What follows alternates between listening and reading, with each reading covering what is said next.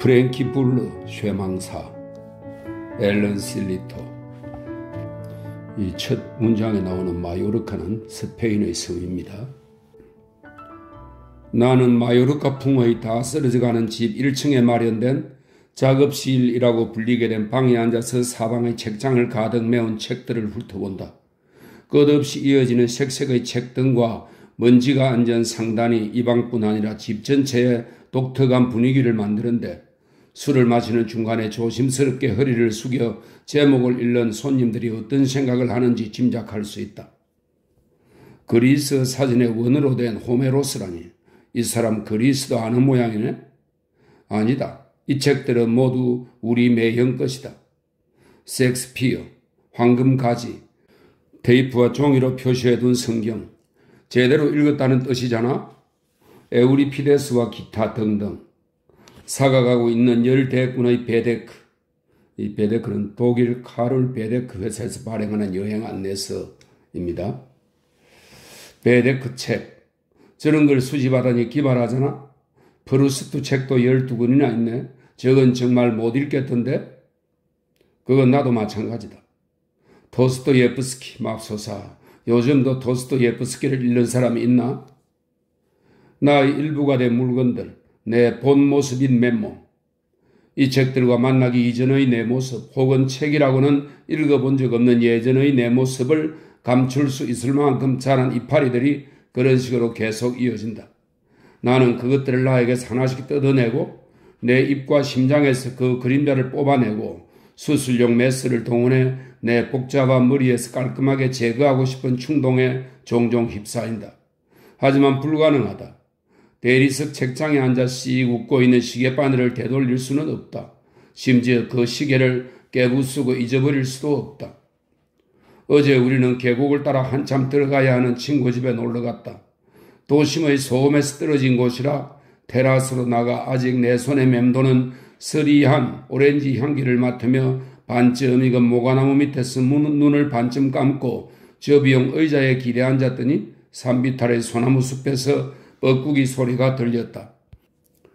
그 뻐꾸기 소리가 수술용 메스도 하지 못한 일을 했다.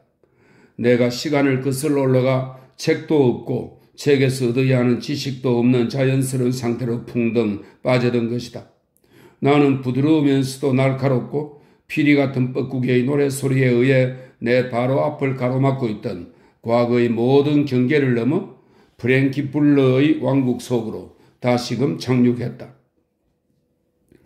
우리는 출중하는 중이었고 나는 엘드베리 가지를 어깨총 자세로 맨 거의 병사였다. 반질반질하고 납작한 놈들로 잘 골라서 주머니 가득 채우는 돌멩이들은 허공을 부드럽고 신속하게 갈라 적의 이마에 명중할 것이다. 내 운동화 속에서는 엄지발가락 옆에 혹이 싹 트고 있고 바지 엉덩이에는 기운 자국이 있으며 양말에는 구멍이 뚫려 있었을 것이다. 내가 기억하기로 14살까지 그렇지 않은 적이 없었으니까. 점호를 해보니 다 합해서 11명뿐이었지만 끝에 창을 단 6피트짜리 가로대를 짊어지고 방패 대신 녹슨 쓰레기통 뚜껑을 든 프랭키야말로 진정한 백부장이었다. 프랭키는 우리 수가 더 많아 보일 수 있게 둘씩 짝을 지어 다리를 건너고 들판을 지나게 했다. 그는 15살 때부터 우리 동네 부대를 이끌고 있는 훌륭한 전술가였다. 그 당시 그의 나이는 20에서 25 사이였을 것이다. 프랭키를 비롯해서 그의 나이를 정확히 아는 사람은 아무도 없었고 사람들이 말하길 그의 부모님이 전략적으로 나이를 감추는 거라고 했다. 우리가 몇 살이냐고 물으면 프랭키는 얼토당토하는 숫자를 대곤 했다. 158살. 그러면 당연히 뒤따르는 질문이 있었다. 그러면 학교를 졸업한 게 언제여라? 그러면 그는 콧방귀를 끼며 학교 같은 데는 다닌 적 없지러? 라고 대답할 때도 있었고 당당하게 씩 웃으며 졸업 안 하고 중간에 도망쳤지러? 라고 대답할 때도 있었다. 나는 반바지를 입고 그는 긴 바지를 입었기 때문에 나로서는 그의 키가 몇 피트 몇 인치인지 알 도리가 없었다. 겉보기에 그는 거인 같았다. 잿빛 눈동자의 검은 머리, 고른 이목구비는 그의 눈에 감도는 사춘기 직전의 묘하게 미덥지 않은 분위기와 이 말에 주름만 아니면 미남이라는 소리를 들을 만했다. 체격과 힘에서는 성인 남자에 비해 부족할 게 없었다. 사병인 우리가 자동적으로 장군이라는 호칭을 부여했지만 그는 선임하사관을 고집했다. 그의 아버지가 제1차 세계대전 때 선임하사관으로 복무했기 때문이었다. 우리 아버지는 전쟁 때 부상을 당했다. 만날 때마다 그는 이렇게 말했다. 훈장도 받고 전쟁 신경증도 생겼는데 전쟁 신경증 때문에 내가 이렇게 된 것이요. 그는 이렇게 된 자신의 모습을 좋아했고 자랑스러워했다. 그 또래의 다른 남자들처럼 하루 종일 공장에서 일을 해 먹고 살지 않아도 된다는 뜻이었기 때문이다. 그는 12살짜리들을 이끌고 다른 동네의 또래 아이들과 전쟁을 치르는 것을 더 좋아했다. 우리 동네는 낡은 집들이 제멋대로 다닥다닥 붙어있는 도시 변두리였고 다른 동네는 기다란 길이 세 갈래로 뻗어있는 신흥주택지구였다. 이들이 우리의 청면을 포위해 미친 듯이 뛰어다닐 수 있는 땅을 한 줌밖에 안 남겼다. 남은 게 들판과 임대 텃밭 몇 개밖에 없었으니 우리로서는 끊임없이 원한을 품기에 충분했다. 도시 한복판의 빈민가에 살던 사람들이 이 주택지구로 옮겨온 터라 적들도 우리만큼 사나웠다. 하지만 저들에게는 20살의 동네 청년 프랭키처럼 전투를 지휘할 대장이 없었다. 주택지구에 사는 사람들은 빈민가 시절의 버릇을 버리지 못했기 때문에 그 지역은 우리 사이에서 소돔이라고 불렸다. 오늘 우리는 소돔을 습격할 예정이다. 프랭키가 열병대열로선 우리를 향해 말했다. 그는 소돔이 성경에 나오는 이름인 줄 모르고 시의회에서 붙인 정식 이름인 줄 알았다. 우리는 335 길을 지나 린강을 건너는 다리 위에서 대열을 만들었다. 프랭키는 가는 길에 방황하는 아이를 만나면 애워싸도록 명령을 내렸고 아이가 신병으로 기꺼이 합류하지 않으면 세 갈래 길 중에 하나를 선택했다. 첫째, 빨랫줄로 아이를 묶어서 강제로 끌고 간다. 둘째, 자발적으로 합류하지 않으면 괴롭히겠다고 협박한다. 셋째, 그 무시무시한 손으로 머리를 때려 울면서 집으로 가거나 멀찌감치 서서 욕설을 퍼붓게 만든다. 나는 두 번째 조항에 따라 그의 일당으로 합류했고 재미있고 짜릿했기 때문에 떠나지 않고 남았다. 우리 아버지는 종종 그 한심한 프랭키 불러하고 어울려 다니다 눈에 띄는 날에는 내 손에 아작이 날 줄 알아라이? 라고 말했다. 프랭키는 경찰과 종종 마찰을 빚기는 했지만 정식으로 비행 청소년 딱지가 붙은 적은 없었다. 소년원으로 보내버리겠다는 협박을 정기적으로 듣기는 해도 그의 우스꽝스러운 짓거리가 일상적인 말썽보다 심각한 수준으로 간주된 적이 없었기 때문에 그런 기관 신세를 지지 않았다. 그의 아버지는 전쟁에서 입은 부상 덕분에 연금을 받았고 어머니는 담배 공장에서 근무했으니 그 수입을 합치면 우리 중에서 제일 잘 사는 축이었다. 우리 일당의 아버지들은 대부분 실업센터의 식객 신세를 면할 날이 없었다. 아이들이 6명에 이르는 집도 있었지만 프랭키는 우리 동네에서 유일한 외둥이였다. 태어난 프랭키를 보고 아버지가 더는 모험을 감행하지 않기로 결심했다는 소문이 돈 것도 그 때문이었다. 그런가 하면 불러 아저씨가 어디 부상을 당해서 연금을 받고 있는지 알만하지 않느냐며 수근거리는 사람들도 있었다. 우리는 승리를 거둔 뒤 숲속에 야영지를 만들고 모닥불 주변에 쪼그리고 앉아 서리한 감자를 구워 먹으며 프랭키에게 제2차 세계대전이 시작되면 어떻게 할 거냐고 묻곤 했다. 입대해야지. 그는 어물쩍 이런 식으로 대답했다. 어느 부대예요? 그러면 누군가 깍듯하게 물었다. 우리 모두 대충 글을 읽고 쓸 줄 알았지만 프랭크의 나이와 힘이 훨씬 대접을 받았다. 프랭키는 이렇게 물은 아이에게 나무 토막을 던지는 것으로 대답을 대신했다. 그는 사격의 명수라 상대방의 어깨나 가슴을 놓치는 법이 거의 없었다. 뒤에 대장님이라는 호칭을 붙여야지. 그는 화가 나서 팔을 부들부들 떨며 고함을 질렀다. 너는 숲 어귀에 가서 보초나 서라. 그러면 부상을 당한 죄인은 자기 막대와 돌멩이를 들고 조용히 덤불 사이를 걸어갔다. 어느 부대에 입대하실 생각이십니까, 대장님? 좀 더 머리가 잘 돌아가는 사병이 물었다. 그는 이런 식으로 대접을 받으면 순한 양이 됐다. 셰우드 포리스트 연대에 입대할 거다. 우리 아버지가 계셨던 연대요. 우리 아버지는 프랑스에서 하루 만에 독일 놈들 63명을 해치워서 훈장을 받았다.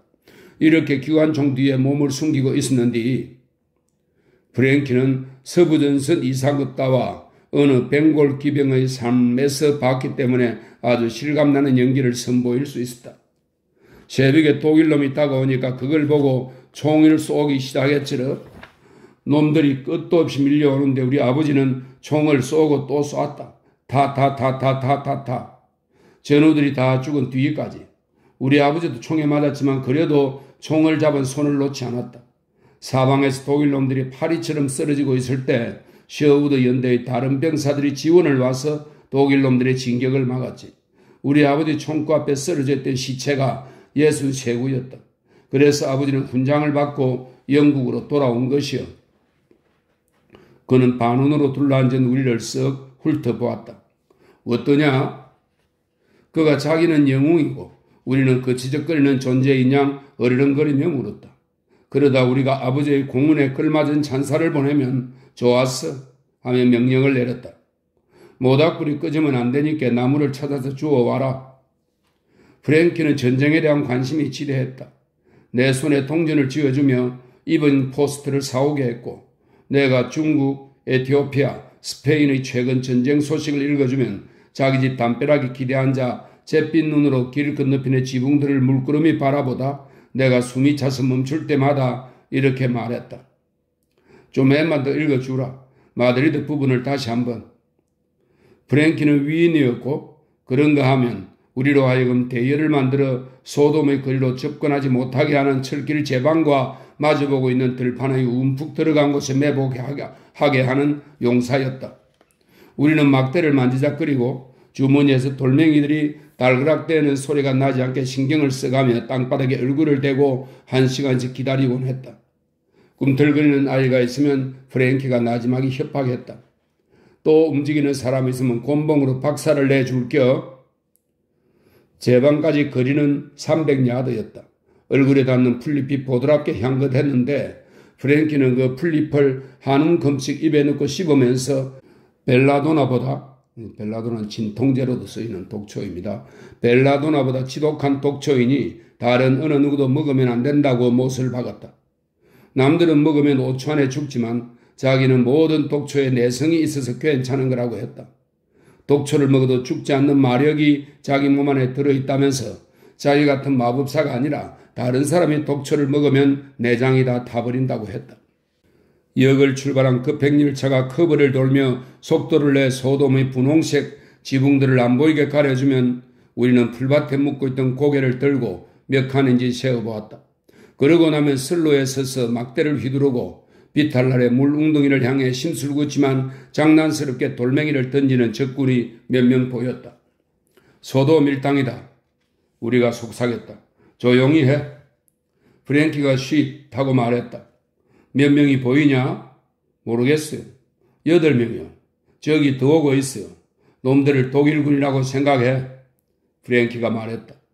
녀석들은 비탈을 내려와 한 명씩 우리 쪽으로 난간을 넘었다. 제 방에서는 주거니 받거니 고함을 지르고 이름을 부르더니 일단 들판으로 접어들자 거의 아무 소리도 내지 않고 서로 바짝 붙어서 걸었다. 9명이었고 뒤에서 용감하게 선로를 무단횡단하는 아이들이 몇 명 더 있었다. 나는 우리가 11명이라는 사실을 떠올리며 돌격 신호를 기다리는 동안 계속 속으로 중얼거렸다. 이제 조금만 기다리면 된다. 이제 조금만 있으면 돼. 프랭키가 최후 명령을 중얼거렸다. 너희들은 왼쪽으로, 나머지는 오른쪽으로. 우리는 전방에 나선다. 놈들을 포위할 것이다. 적을 포위에 생포하는 것이 그가 인정하는 유일한 승리였다. 그가 일어나 쇠창살을 꼬나들고 방패를 휘둘렀다. 우리도 일어나 일렬로 대열로 펼친 뒤 팔이 허락하는 한도 내에서 적의 중심을 향해 최대한 빨리 돌을 던지며 천천히 진격했다. 전형적인 전투였다. 아이들은 우리 골리앗과 대적할 따윗이 없으니 소득 없는 돌팔매질을 몇 번 하다 허둥지둥 난간을 넘어 선로 쪽으로 비탈을 올라갔다. 그중 몇 명은 돌에 맞았다. 생포해라. 프랭키가 소리를 질렀지만 아이들은 아슬아슬하게 달아났다. 몇 분 동안 돌멩이들이 들판과 제방 사이를 날아다녔고 우리가 양쪽 측면에서 앞으로 밀고 나가 적을 포위할 수가 없었다. 적군은 선로에 도착하자 철길 사이에 특별히 깔아놓은 돌멩이들을 보고 의기양양한 반면 우리는 발밑이 풀밭이라 주머니가 비면 무기를 보충할 방법이 없었다.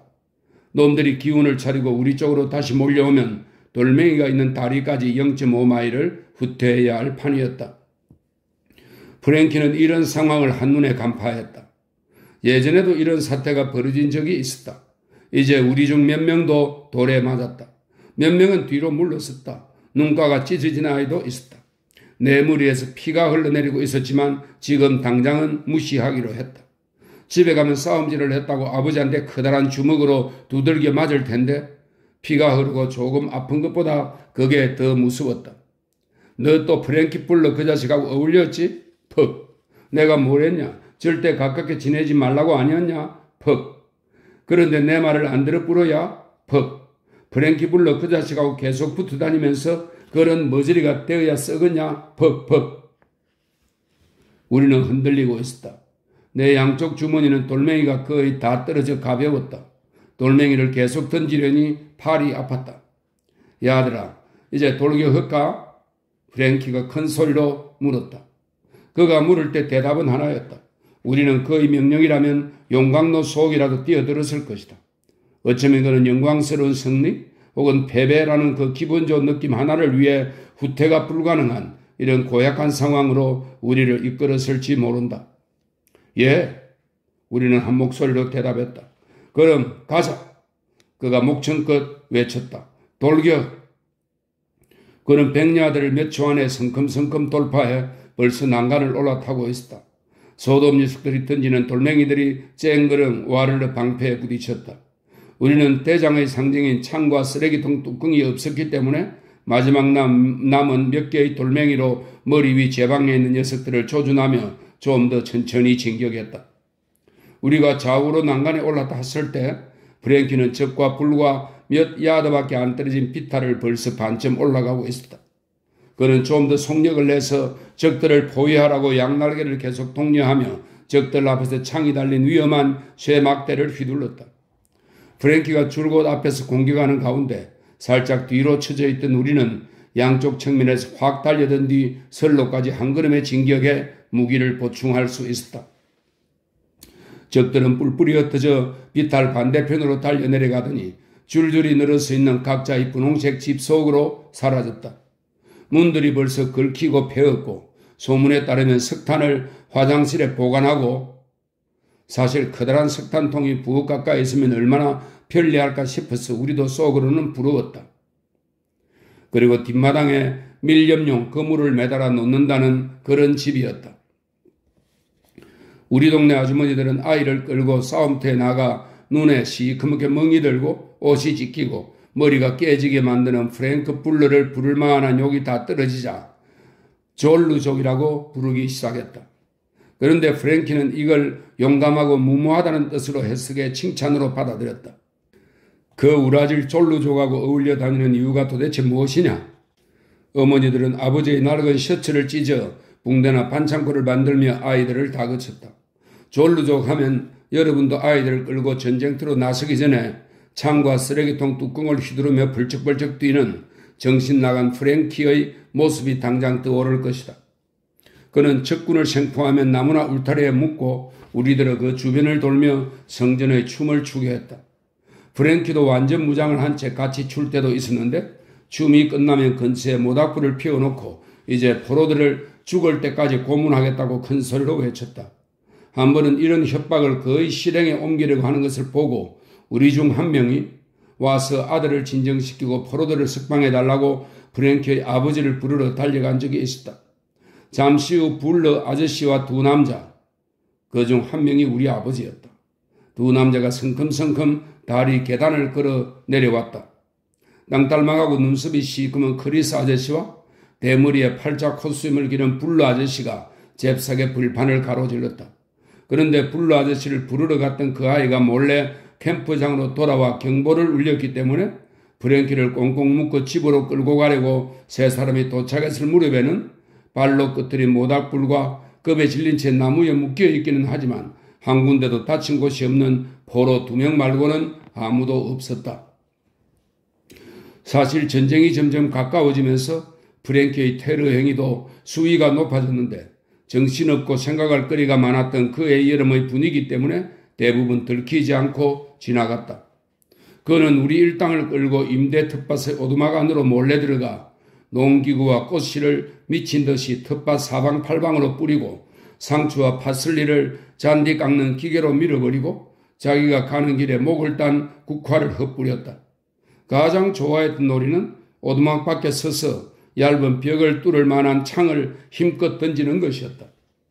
우리는 방독면 착용이라는 새로운 유행과 작별한 지 오래였다.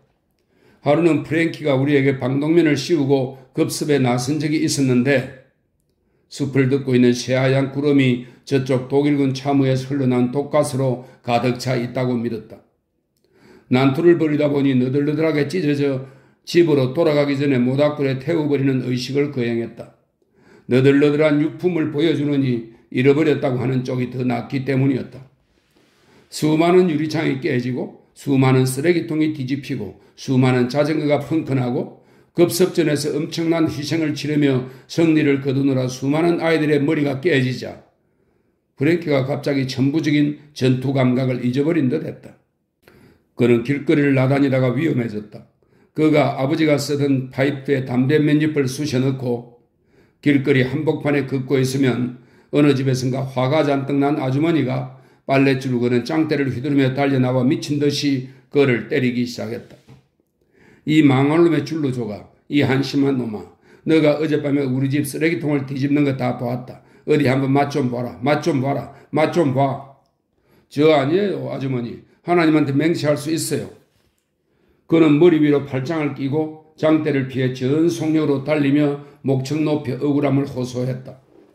2번 다시 우리 집 근처에 얼씬대었다가는 양동이로 물비락 맞을 것이여 내가 못할 것 같으냐? 아주머니는 그의 뒤통수에 대고 외쳤다. 그는 사정거리에서 벗어나면 부글부글 끓어오르는 피를 달래며 당황스럽고 화가 난 얼굴로 아주머니를 돌아보았다. 그러다 자기가 하는 욕 중에서 가장 심한 욕을 퍼붓고 광 소리나게 대문을 닫으며 자기 집으로 사라졌다. 프랭키가 몰락한 것이 전쟁이 터졌기 때문만은 아니었다. 전쟁을 조롱하는 게 아니라 다른 방식으로 표출되는 그의 낭만적인 천성 때문이기도 했다.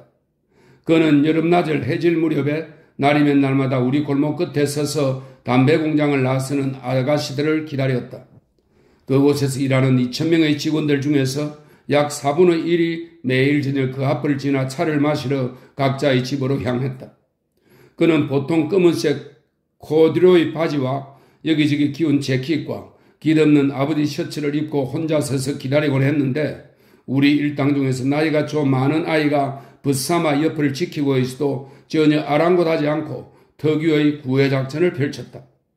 아가씨들이 삼삼오오 팔짱을 끼고 지나갈 때 우리 동네에서 제일 크게 불 줄 아는 휘파람을 음악처럼 제대로 활용한 것이다. 헤이 자기, 그는 이런 식으로 미끼를 던졌다. 안녕? 그러면 상대방은 어깨를 으쓱하든지 고개를 새침하게 돌리든지 웃음을 터뜨리든지 뭐라고 날카롭게 쏘아붙였다. 오늘 밤에 나랑 데이트 어때? 그는 끌끌 웃으며 큰 소리로 물었다. 내가 영화 보여줄까? 어쩌다 그를 피하려고 길을 건너는 아가씨가 있으면 가장 특별한 재담 상대로 지목되었다. 헤이 이쁜이, 내가 그쪽으로 건너갈 테니까 가끔 만나줄래? 그러면 상대방들은 웃음을 터뜨리며 다음과 같은 식으로 대답했다. 5파운드 주면 만나주지. 이 한심한 변태야, 머리에 덩긋없는 깡통아. 그랜드에서 8시에 만나. 나는 꼭 나갈 거니까 잊어버리면 안 돼. 이것이 그에게는 어른들의 놀이를 재미있게 즐기는 시간이었다. 그는 제 나이값을 하느라 우리 동네의 다른 20살짜리들이 하는 짓을 훨씬 더 과장스럽게 따라하고 있는 것에 불과했다. 이런 식의 독특한 구애작전은 린 강과 슬로 사이 늪지대, 그러니까 그가 아이들을 끌고 들어가는 일이 거의 없는 갈대 숲에서 절정을 이루었다. 그는 이 늪지대에 들어서면 아무도 모르는 길을 살금살금 혼자 걸어가 올챙이를 잡은 다음 휘파람으로 꼬여 따라오게 만든 아가씨는 그의 머릿속에서 존재감을 거의 상실했다. 올챙이를 잡은 다음 고리부들과 엘드베리와 뜻갈나무 울타리의 대장을 자처하며 아무한테도 보이지 않는 은밀한 곳에 혼자 들어누웠다. 이런 나들이를 마치면 죄책감과 즐거운 기억이 어우러진 의문스러운 표정을 지으며 창백한 얼굴로 돌아오곤 했다. 그는 여름 내내 저녁마다 길거리 모퉁이를 지켰다. 처음에는 우리와 함께였는데 지나가는 여공들에게 던지는 말이 수위를 넘어서자 나중에는 혼자가 됐고, 그러다 어느 날 저녁 들이닥친 경찰에게 영영 쫓겨났다. 그 몇 개월 동안 이루 셀 수 없이 많은 트럭들이 날이면 날마다 늪지대 주변으로 막도를 운반해 프랭키만의 은신처를 없애고 그 자리에 담배 공장을 하나 더 세울 수 있게 기초를 단단히 다졌다. 어느 일요일 오전 우리 어머니와 아버지가 거미줄이 쳐진 하트 모양 라디오 스피커에서 흘러나오는 우수에 젖은 체인벌린의 목소리를 들으며 고개를 젓고 있을 때 나는 길거리에서 프랭키를 만났다. 나는 이제 전쟁이 시작됐으니 어떻게 할 거냐고 물어보았다. 그도 나이가 찼으니 소집 영장이 나오겠다 싶어 물어본 것이었다. 그는 의욕이 없고 슬퍼 보였다. 전쟁이 났으니 남들처럼 심각한 표정의 가면을 쓰고 있는 게 아닐까 싶었다. 나도 그런 가면을 써야 한다는 생각은 들지 않았지만 그런가 하면 그는 말을 더듬었다. 그는 오늘만큼은 짱대로 자기를 후려치는 사람이 없을 거란 사실을 본능적으로 알아차리고 땅바닥에 앉아 어느 집 담벼락에 기댔다. 소집 영장이 나올 때까지 기다릴 것이요. 그의 대답이었다. 소집 영장이 나오면 셰우드 포리스트 연대로 입대할 것이고, 나는 소집 영장이 나오면 해군에 입대할라요. 나는 그의 아버지가 지난 전쟁에서 세운 무용담이 그의 입에서 흘러나오기를 기다리다 이런 식으로 슬쩍 거들었다. 입대하려면 육군으로 입대해야지. 그는 자리에서 일어나 파이프를 꺼내며 확신에 가득한 말투로 이렇게 못을 박았다. 그러더니 문득 씩 웃었다. 침울해하던 표정은 온데간데 없었다. 저녁 먹은 다음에 애들 모아서 세 다리에서 기동작전을 연습하자. 이제 전쟁이 시작됐으니까 너희 모두 준비를 해야지. 훈련을 좀 해야 쓰겠다. 소돔 녀석들하고 마주치게 될지도 몰라. 프랭키는 이날 오후에 다 같이 행진하는 동안 앞으로의 계획을 대강 이야기했다. 16살이 될 때까지 전쟁이 아직 끝나지 않으면 그의 아버지가 말하길 독일군 쪽에서 항상 먼저 돌격을 시작하기 때문에 전쟁에서는 결국 지겠지만 독일 놈들이 워낙 즐겨서 그때까지 전쟁이 계속될 수밖에 없다고 했다. 전쟁이 아직 끝나지 않으면 우리를 지역 훈련소로 데려가 다 같이 한꺼번에 입대시키겠다고 했다. 그래야 그가 우리 소대장이 될 수 있었다. 근사한 계획이었다. 우리 모두 만세를 불렀다. 들판은 세 달이 넘어서까지 깨끗했다. 우리는 흉벽을 따라 한 줄로 서서 도시의 진격을 알리는 가장 최근 증거를 아무 말 없이 바라보았다. 소돔의 신축 주택가에서 뻗어나온 대로가 넓게 펼쳐진 우리 고향에서 방목지와 텃밭을 갈라냈고 자동차와 도시의 2층 버스가 이미 그 위를 달리고 있었다. 소돔 녀석들은 흔적도 없었다. 그래서 프랭키는 우리 일당 셋을 도랑과 구덩이에 숨게 하고 다른 아이들에게 찾으라고 했다. 다음 프로그램은 양철 깡통을 나무등글 위에 올려놓고 50야드 밖에서 돌을 던져 맞히는 사격 훈련이었다. 금술 교습과 레슬링 시합이 끝났을 때 소돔 패거리 6명이 선로에 등장했지만 짧고 격렬한 전투 끝에 금방 포로로 붙잡혔다. 프랭키는 녀석들을 붙잡아두는 것도 해코지하는 것도 원치 않았기 때문에 셰우드 포리스트 연대에 충성을 맹세하게 한 다음 풀어주었다. 7시가 되어 2열 정도로 되돌아 행진하기 시작했을 때 너무 늦어서 집에 가봐야 차도 못 마시겠다고 투덜거리는 아이가 있었다. 내가 기억하기에 분명히 반항으로 비칠 만한 행동이었는데 프랭키가 웬일로 순순히 굴복했다. 불평을 듣더니 탄광으로 이어지는 철도 지선을 건너는 지름길을 선택한 것이다. 언덕 위의 공장과 군상맞은 길거리들은 밤사이 폭풍이라도 들이닥칠 것처럼 거무칙칙한 황토색으로 바뀌었고 도시를 덮은 분홍색 구름이 심오한 침묵의 비현실적인 분위기를 풍겨 저 멀리 신호탑에 있는 영무 눈에 우리가 보이고 우리가 하는 모든 말이 들리기라도 할 것처럼 느껴지는 날이었다. 프랭키가 등불 속에 웅크리고 있다가 길에 아무도 없다 싶을 때 신호를 보내 우리는 한 명씩 철조망을 올라갔다. 프랭키가 한 명씩 넘겨주면 기관총 초소를 지나가기라도 하는 것처럼 허리를 구부린 채 선로 6개를 뛰어넘었다. 정비 창고와 연장 보관 창고 구실을 하는 객차 한 칸이 마지막 선로와 철조망 사이에서 우리 앞길을 가로막았다. 프랭키는 그 안에 아무도 없다고 했는데 모두들 선로를 건너고 다른 아이들은 벌써 들판을 통과해 골목길로 접어들었을 때 내가 고개를 돌려보니 영무원 한 명이 안에서 나와 철조망 쪽으로 걸어가던 프랭키를 붙잡아 세웠다. 뭐라고 하는지 알 수는 없었지만 희미하게 욱신각신하는 소리가 들렸다. 나는 고리버들 사이에 쭈그리고 앉아 영무원이 정말 따끔한 충고라도 하는 사람처럼 프랭키의 가슴을 손가락으로 찌르는 것을 보았다. 그러자 프랭키는 다른 아이들이 들판에서 지켜보는데 이런 식으로 발목 잡히다니 참을 수 없다는 듯이 양손을 휘젓기 시작했다. 그러다 지금도 잊지 못할 어느 순간에 프랭키가 재킷 주머니에서 맥주병을 꺼내더니 그걸로 영무원의 머리를 내리치는 것이 보였다. 비정상적인 침묵을 뚫고 퍽 하는 소리와 충격, 분노, 고통이 깃든 영무원의 비명소리가 들렸다. 프랭키는 얼룩말처럼 철조망을 넘어 내 쪽으로 도망쳤다. 내가 있는 곳에 다다라 나와 눈이 마주쳤을 때 그는 미친 듯이 울고 있었다. 도망쳐 앨런, 도망쳐. 저 인간이 자초한 거야. 저 인간이 자초한 거라고. 그래서 우리는 도망쳤다. 다음날 우리 형제들과 나는 시버스를 타고 워크숍으로 이동됐다. 몇 안 되는 소지품을 종이 봉투에 넣고 폭격을 피해 시내의 다른 아이들과 함께 피난길에 오른 것이다. 프랭키는 치명타 한 번으로 부하들을 빼앗기고 영무원의 머리를 술병으로 내리친 것 때문에 경찰서로 끌려갔다. 그리고 무단횡단으로 고발도 당했다. 프랭키의 이른바 사춘기가 전쟁의 시작과 더불어 우연히 끝났을지 몰라도 사춘기의 흔적은 이후 그의 행동을 통해 뻔질나게 등장했다. 예를 들어 그는 연막탄과 등화 관제도 아랑곳하지 않고 터벅터벅 도시 이쪽 끝에서 저쪽 끝까지 재미있는 카우보이 영화를 찾아다녔다. 나는 2년 동안 프랭키를 다시 만나지 못했다. 그러던 어느 날 우리가 예전에 살았던 동네에서 손수레를 끌고 가는 한 남자와 마주쳤다.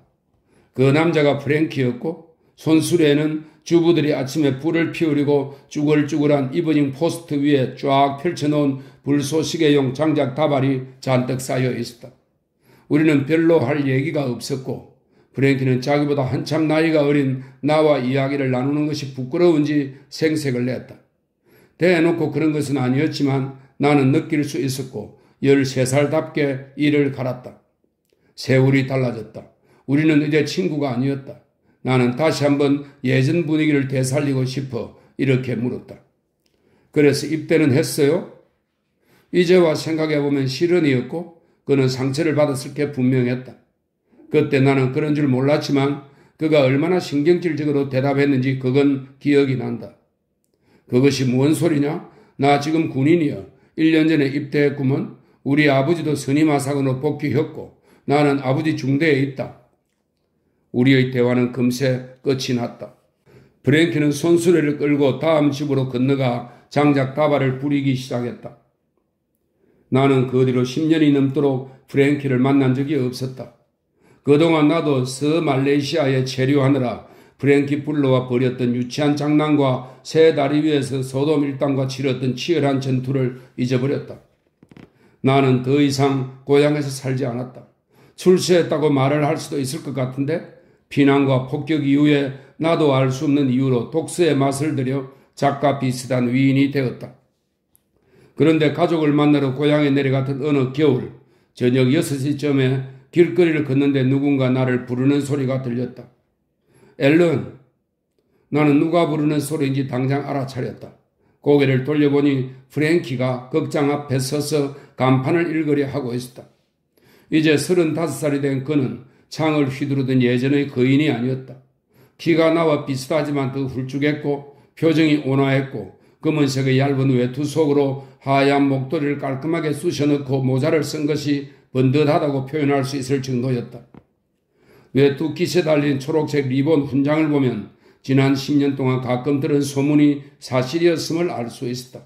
우리 일당의 선임 하사관이던 그가 이등병으로 향토 방위군에 입대 정말로 아버지의 중대에서 사환으로 복무했다는 소문이었다. 프랭키는 넓은 이마에 철모를 쓰고 땀을 뻘뻘 흘려가며 풀 한 포기까지 속속들이 알고 있는 우리 고향 여기저기로 소식을 전했다. 그는 이제 나의 대장이 아니었고 악수를 하는 순간 우리 둘 다 그 사실을 느꼈다. 프랭키는 혼자 하는 목재 사업이 잘 돼서 조랑말로 짐수레를 끌며 여기저기 돌아다닌다고 했다. 잘 사는 건 아니었지만 그래도 사장이었다. 우리 계급의 공공연한 목표가 바로 사장이 되는 거였다. 그는 자신이 이제는 고만고만한 아이들을 이끄는 대장이 아니라는 사실을 알고 있었고 나와 이야기를 나누면서 쭈뼛거렸던 것도 내가 혹시 대장인가 싶어서였을 것이다. 그는 쓰레기통 뚜껑과 가로대로 만든 창을 휘두르며 자기 부대를 이끌고 가차없는 돌팔매질을 벌였던 그 시절 이후로 나와 다른 길을 걸었을 뿐 아니라 나는 몰랐던 변화를 겪었다. 우리는 같은 계급으로 태어나 같은 어린 시절을 보냈기 때문에 서로 다른 농담과 색조로 인해 잎은 시들었을지언정 인식의 뿌리는 비슷했다. 그런데 지금은 전혀 접점을 느낄 수가 없었고 나는 내가 사는 세상에서 고양된 의식이라고 일컫는 것을 소유한 사람답게 원인이 나뿐 아니라 프랭키에게도 있음을 알 수 있었다. 요즘 어찌 지낸다요? 나는 이제 이런 사투리를 쓸 권리가 없음을 알고 있으면서도 예전처럼 사투리로 물었다. 그는 우리가 예전에 말더듬이라고 놀리던 사람들과 거의 비슷할 정도로 더듬거리며 말했다. 잘 지낸다. 병원에 입원했던 뒤로 많이 나아졌지? 나는 다리를 절거나 사지가 부러졌거나 흉터가 있나 싶어 조심스레 그를 위아래로 훑어보았다. 그게 아니면 병원에 입원할 이유가 뭐가 있나 싶었다. 무엇 때문에 입원했다요? 내가 물었다. 그는 대답을 하면서 말을 더듬는 버릇이 더욱 심해졌다. 어떤 말투로 이야기하면 좋을까 망설이는 것 같더니 결국 선택한 것은 자랑스러운 듯 진지한 말투였다. 전쟁 신경증, 그것 땀시 입원했지. 병원에서 어떻게 치료를 하던가요? 나는 그가 한 말의 의미를 전혀 이해하지 못한 채 태연하게 물었다. 그러다 프랭키가 얼마나 끔찍한 경험을 했을지 소소한 것 하나까지 퍼뜩 떠올랐다. 나는 힘이 있다면 석탄 숲으로 이루어진 프랭키의 세상에 간섭하는 하얀 가운 차림의 미치광이들을 갈기갈기 찢어버리고 그들의 혐오감과 선입견을 씻어버리고 싶었다. 그는 외투깃을 세웠다. 어스름과 함께 비가 내리기 시작했기 때문이었다. 그는 이제 보니 책임감 있고 확신이 느껴지는 표정을 하고 설명을 시작했다. 그게 어떻게 된 거냐면 아버지하고 싸우고 나서 정신을 잃었거든. 그런데 아버지가 나한테 맞고 경찰을 불렀더라고. 경찰에서는 의사를 불렀고 의사는 병원에 가야 된다고 했지. 심지어 그곳을 병원이라고 부르도록 가르쳤구나. 예전의 그라면 웃음을 터뜨리며 수용수라고 소리쳤을 텐데. 지금은 괜찮아져서 다행이네요. 나는 이렇게 말하고 기나긴 침묵이 이어지는 동안 프랭키가 사는 세상에는 결국 닿을 수 없다는 것을, 세심하게 과학적이고 체계적으로 파고들면 다다를 수 있고 어디로 숨을 수 있고 그 세상을 담고 있는 육신은 파괴할 수 있을지 몰라도 정신세계는 전혀 어쩔 수 없다는 것을 깨달았다. 이 세상에는 수술용 메스가 절대 닿을 수 없는 정글이 있다. 그는 이제 자리를 뜨고 싶어 했다. 빚 때문에 마음을 졸이고 있었다. 그러다 나를 부른 이유를 생각해 내고는 노란 바탕에 널찍하게 쓰여있는 까만색 글씨 쪽으로 고개를 돌렸다. 저거 사보이 극장 거지? 그는 포스트를 턱으로 가리키며 물었다. 예. 그는 미안한 듯 변명을 늘어놓았다. 안경을 깜빡하고 안 쓰고 왔거든. 오늘 밤에 무슨 영화를 하는지 좀 읽어줄래? 그러죠 뭐. 나는 큰 소리로 읽었다.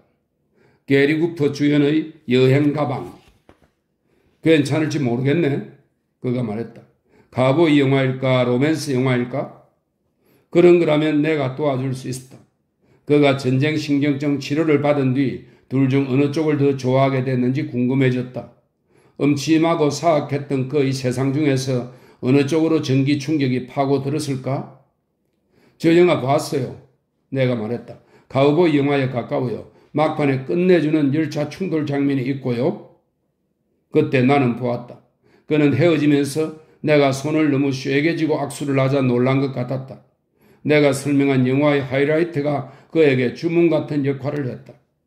그의 눈이 창과 방패를 들고 벌떡 일어서며 돌격을 외치고 막대와 돌멩이들이 소나기처럼 퍼붓는 한가운데로 몸을 날리던 오래전 그때처럼 번뜩였다. 괜찮을 것 같네? 그가 말했다. 내가 찾던 영화야. 저걸 봐야겠다. 그는 모자를 푹 눌러쓰고 외투깃으로 목을 단단히 감싼 뒤 온갖 상상의 나래를 펼치며 퍼붓는 빛 속으로 걸어 들어갔다. 잘 가요, 프랭크. 나는 모퉁이를 돌아가는 그의 뒤에 대고 외쳤다. 치료가 끝났을 때 그에게 남은 것이 무엇이었을지 궁금해졌다. 그들이 그의 음흉한 머릿속 저 밑에 숨어있던 엄청난 창고의 문을 열어 속을 완전히 비워냈을까? 나는 그를 지켜보았다. 그는 신호등을 무시한 채 비에 젖은 대로를 대각선으로 걷더니 한 버스를 쫓아가 텅 빈 발판 위로 훌쩍 올라탔다. 그리고 나는 책에 묻혀 이후로 그를 만나지 못했다. 그것은 나의 커다란 일부와 영원히 작별한 것과 다름없는 일이었다.